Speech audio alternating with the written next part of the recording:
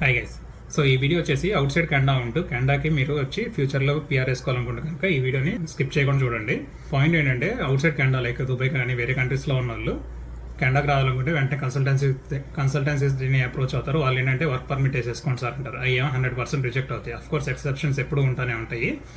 కానీ మీరు out side Canada ఉంటే కనుక మీరు ఏ కంట్రీలో ఉన్నా కానీ కపుల్ అయితే కనుక ఫస్ట్ ఎవరైతే లోవర్ ఇన్కమ్ ఉంటారో వాళ్ళకి స్టడీ పర్మిట్ వేయండి. వాళ్ళకి స్టడీ పర్మిట్ వేసిన తర్వాత స్పౌజల్కి వర్క్ పర్మిట్ వేసుకోవచ్చు. అండ్ చిల్డ్రన్కి ఆబ్వియస్లీ వీసా ఈజీగా ప్రాసెస్ అయిపోద్ది, వాళ్ళు డిపెండెంట్స్ కాబట్టి. అదే సింగిల్ అయితే కనుక మీరు ప్రొవిన్షియల్ నామినీ ప్రోగ్రామ్ అని ఉంటుంది, పిఎన్పి అంటారు. పిఎన్పి అప్రూవ్ అయింది అనుకోండి, ఫస్ట్ ఆ పర్టికులర్ ప్రావిన్స్కి వచ్చేస్తారు అండ్ స్ట్రైట్ అవే 600 పాయింట్స్ వస్తాయి. నెక్స్ట్ రాలోనే మీకు వెంటనే పిఆర్ కూడా పిక్ అయిపోతుంది. వితిన్ 6 months నుంచి 1 year లోపు మీరు డైరెక్ట్ పిఆర్ అయిపోతారు. సో అది one of the best ways to come to Canada. And very important thing ఏంటంటే మీరు పిఎన్పి వేసేటప్పుడు బిగ్ ప్రావిన్స్లో అసలు చూస్ చేసుకోవద్దు. వాళ్ళకి క్రౌడ్ ఎక్కువ ఉంటుంది, క్రైటీరియా ఎక్కువ ఉంటుంది అండ్ రిజెక్షన్ రేట్ ఎక్కువ ఉంటుంది.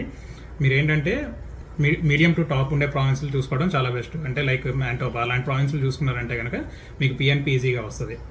సో ఇంకా చాలా వేస్ ఉన్నాయి కెనడాకి రావడానికి, అవి నేను తర్వాత వీడియోస్లో చెప్తాను. ఇంకా మీకు ఏమైనా డౌట్స్ ఉంటే ప్రాసెస్లో కనుక నాకు కింద కమెంట్స్లో చెప్పండి, నేను 100% రిప్లై ఇస్తాను. Thank you very much.